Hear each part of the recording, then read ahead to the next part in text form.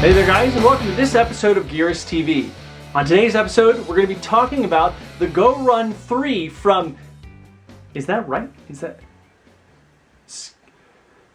Skechers? Skechers. From Skechers. I guess. Yeah. Skechers. Why not?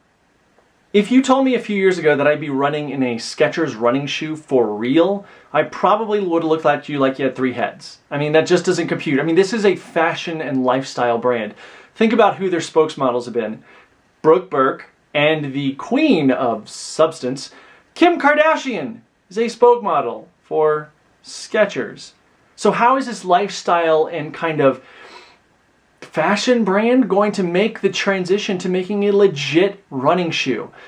Well, what they did was kind of take a lot of that cult classic, that MBT shape. Now, this is coming out of the fact that they got hit with a pretty hefty lawsuit where their Skechers shape-ups, which had a lot of rocker to the outsole, were claiming to be able to firm your butt, make your butt look better, and you just walk around in them all day and you're more fit for it. You're more shaped up, right? They got hit with a pretty hefty lawsuit, so those shoes kind of went away. However, along the way, I really think that Skechers took that rockered shape, realized that the really cult classic, again, MBT, the Messiah Barefoot Technology shoe, is something that a lot of people were really into, that rockered shape. And so that stuck around, and they went back to the drawing board about how to transition from that into a legit running shoe.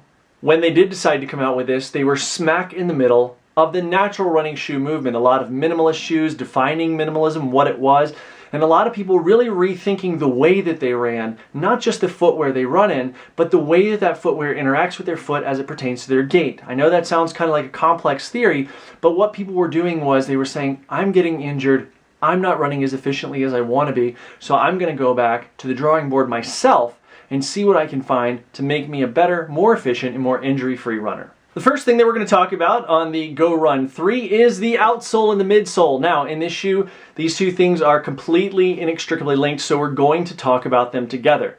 First, let's point out the material that it's made out of. This is Skechers' proprietary Resilite material. Now, where most shoe companies are going to use a combination, obviously, of blown rubber, carbon rubber, or what have you in the outsole, and then EVA in the midsole, or some variation of EVA, you know, you see most of these companies trying to come up with their own version of EVA and trying to improve on it. And they've done a good job in a lot of those cases, but Skechers didn't want to go down that way.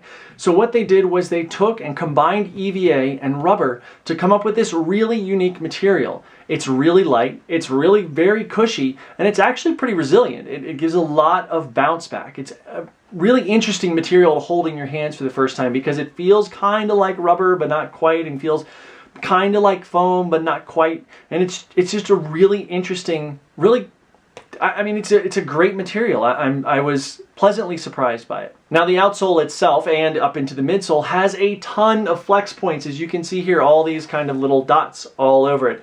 What that equates to is a midsole and outsole that is super flexible. Clearly, this passes the can I fold this shoe in half test. It actually folds this probably can I put the shoe in a blender test. Look at how you can just wrap that right on up. So it's an impressively flexible shoe, not just on the outsole here, but you may be able to see these three flex points up into the toe area that start at the front of the metatarsal heads and actually extend up through the toes, almost to the toe heads.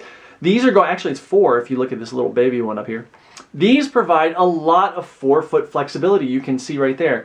And as a lot of people that have been looking more and more into their own gait know, the toes have so much to do with how you leave the ground. And you really want to be able to sense what's going on with the ground, and an increased flexibility is going to allow for that rather than a product that's going to be limiting that flexibility in that area. Then there's the rocker. Now, if you're not familiar with what rocker is, that's this kind of rocker shape to the midsole, to the outsole, to the shoe itself. Now, I am a midfoot, forefoot runner. That's the way that I run. I work hard on that, and I've worked hard on that in the past to become that way. And that's pretty much what most people do naturally. Even if they land on their heel barefoot first just a little bit, they tend to just be proprioceptively landing on the ground with their heel. In other words, just kind of sensing the ground. They're not actually impacting the ground with any significant force on their heel while barefoot. Most people then, that actual load phase of their run where the weight starts to come down onto the foot actually begins in the midfoot. So even if you consider yourself a dedicated heel striker, you're probably not if you were to take your shoes and socks off and run a little bit barefoot. Now, in the case of this shoe, their goal was to make a shoe where you're encouraged to land on the midfoot, hence the M strike right there. That is the name of the rocker shape, the M strike. And as you can see, because that is the apex, inverted apex of the foam of the shoe, that is naturally going to be the part that wants to land on the ground first. And even if you're a heel striker, this nicely rounded heel is really going to make for a quick transition off of the heel and down into the midfoot and through the forefoot. Now, when I first saw the ads for these shoes, I laughed my ass off, excuse me. I laughed so much because the models, now these are models, okay, probably being told by a photographer that you gotta land on the midfoot or the forefoot, not having any clue about technique. I don't know that for sure, but we can speculate based on the pictures. The pictures, which you can see here, show a person running with their leg so far extended out in front of their center of mass that it's absurd. The only difference between landing the way they're landing and landing in a heel strike is that heel strike, generally speaking, your foot is dorsiflexed. In these pictures, their foot is very plantar flexed or pointed so that they're going to land on the ground with their forefoot or their midfoot first. That's all fine and good, and sure, it does a lot to start the conversation about, well, what is the best and most efficient way to run? But these pictures are absurd. They're so flippin' crazy. It's just nuts. So for the first little while I was looking at these, I really had to kind of pull myself back. I had to separate my vision of what was going on from the advertising and look at the product for what it was. And once I was able to do that, I was a little more able to get into the shoe itself and a little more comfortable with talking about it too. So when I first ran in the shoe, it does take a little bit of getting used to. Now, I generally tend to run in lower drop shoes pretty much all the time, and this is no exception with a 4mm drop, difference in height from here to here. 4mm drop in the shoe, but you still feel that rocker underfoot. And so it's interesting for someone that's naturally a midfoot, forefoot runner because you're going to feel quite supported when you land on the ground. You're not going to feel like you're having to make yourself land that way. It's very interesting, and at most, it makes you feel kind of like your heel is hanging out there in midair. Because if this is a flat surface, you'll notice that the heel is kind of hanging up there in midair, which is fine. That's not a strange feeling to me. It takes a little bit of getting used to that rocker, but all in all, very comfortable. And the foam really made it very comfortable too. It was pretty impressive. Now for the outsole. Now, while there's no real rubber outsole traditionally to speak of, what there are, as you can see here, these black dots, these are the Go Impulse sensors. Now those are actual rubber, okay? Those are meant to, they're in high traffic areas. They're places where you're going to have a lot of wear and tear on a shoe. They're also meant to kind of guide your foot. As you can see here, they want you to, they're kind of gonna be a little harder underfoot, though not that much really, honestly. They're gonna kind of guide your foot very neutrally, straight up the middle of the shoe. That's why they're surrounding the right parts. For me, I didn't really notice them that much. For me, what they equal is durability, and that's their main function for my gait. I mean, some people may feel them a lot more than I do. I didn't really feel them very much. All in all, the outsole and the midsole of this is a really impressive and very interesting take. And again, they're Skechers. I mean, what? Now let's talk about the upper. Previous iterations of this shoe have some, shall we say, interesting colorways. The overall look of the upper is really very slick. And again, this is a very, very lightweight shoe. We'll talk more about that in a second. But let's get into the interior of the upper. First thing is that the sock liner is integrated. It does not come out. That is great because when a sock liner is removable some of the time, not all the time and not the majority of the time, but some of the time, that can cause a little bit of slipping around of the sock liner when it gets wet or sweaty or what have you.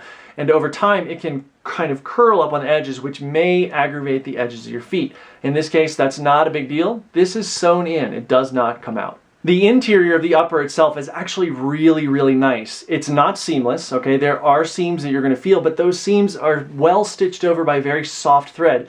It seems to me as what they did with building the interior of this shoe is instead of trying to make it seamless with lay flat seams and taping and all this, they really went for soft and supple materials, things that are not going to aggravate the foot at all. Because if they tape down a seam, what if that tape comes up? Then you've got the tape and the seam aggravating the foot.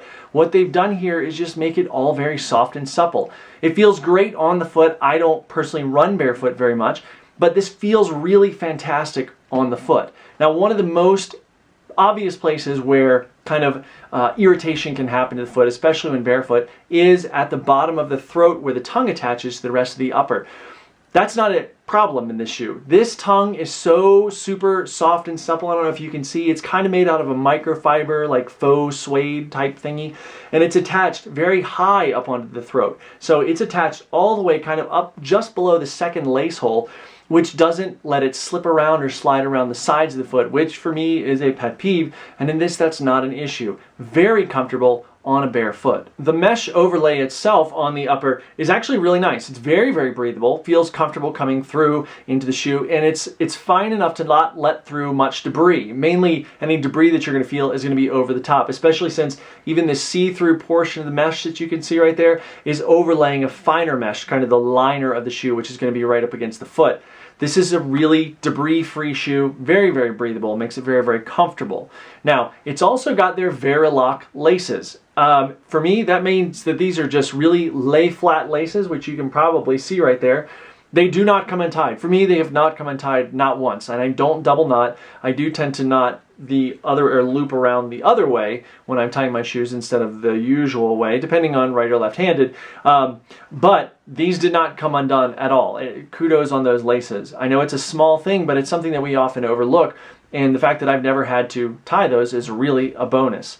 Additionally, and kind of one final thing, there's not a ton of padding around the collar, which is nice. I like that. I don't like to feel very crowded in there. I like my foot to be able to move and feel like it's part of the shoe rather than being held in by the shoe. And there's no heel counters. You can see there's no rigidity there whatsoever, and any rigidity, any shape to it is merely made by the supporting materials like the foam around the collar here and the material on the back of the shoe itself. Very comfortable, very flexible, and the fact that the midsole right here comes up and kind of forms a heel cup, that actually does hold the heel in place quite well. It didn't feel swimmy at all and really kept you nice and locked down. One final thing about the upper that actually kind of goes into the fit section is the toe box. Freaking win! Well done, Skechers. I mean, this is a great toe box. There's so much room in this shoe, but it doesn't feel swimmy, which is nice because if you've got a lower volume foot, there is a tendency to feel like you're kind of swimming in the shoe like that. For me, it has a great amount of kind of hold-onedness. That's a word? Sure. I mean, if Skechers makes running shoes, I can make up words, right?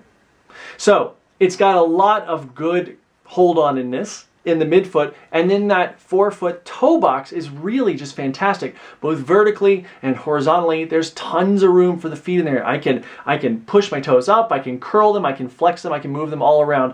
Super, super comfortable toe box, so well done. In terms of sizing, it's right on. I wear an 11, and this fits exactly how I would want an 11 to fit. I could potentially see someone with a lower volume or narrow foot feeling that these are a bit loose on them, but I really also feel like the lacing system there's enough room in the throat to really cinch down on the foot and gather up the side material so you don't really feel that way. And a lot of times what happens then is the tongue tends to bunch, but in this, again, this tongue is like super soft, so I, again, can't really see that being an issue either. So now let's talk about the ride.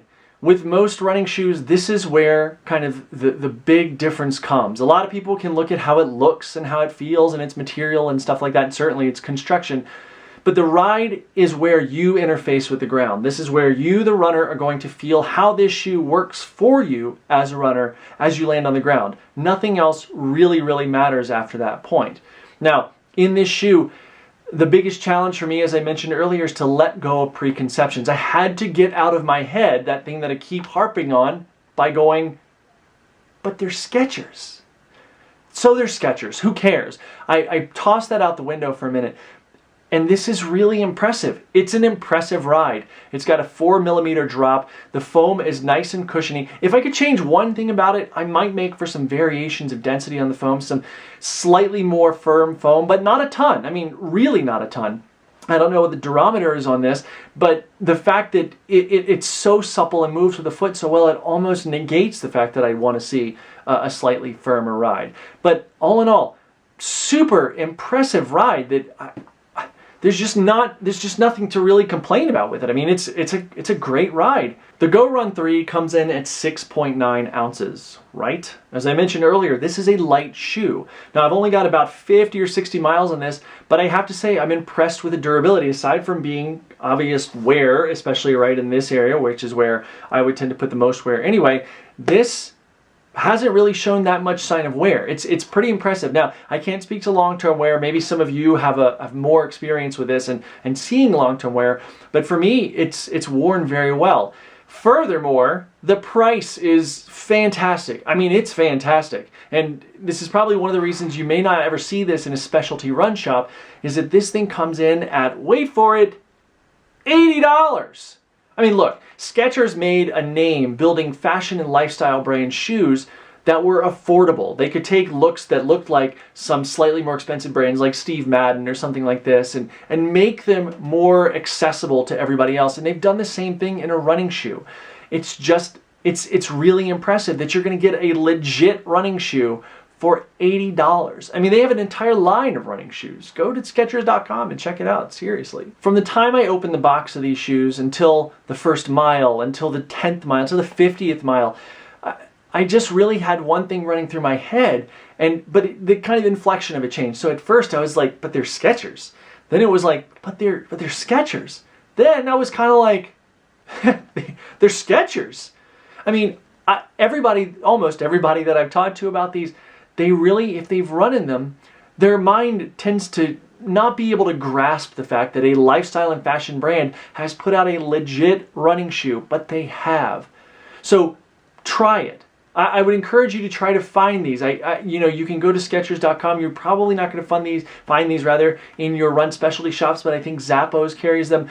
Find some. Try them on. I really, really think it's worth it. I think you'll be very impressed with this shoe and a lot of the shoes in the Skechers lineup. We're going to be reviewing the Gorun Ride 3, I think, soon. And so that's a different shoe than this. It's a little bit different setup, a little more cushiony and things like that. But it's just really impressive how they've carried this well thought out shape and build and construction through all their models.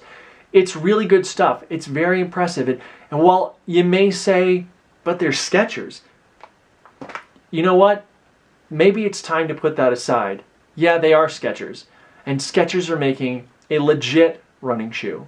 Thank you guys so much for watching this episode of Gearist TV. Do me a favor and click on over to Gearist.com and take a look around. Take a look at all of our written reviews, and you can also subscribe to this channel right here.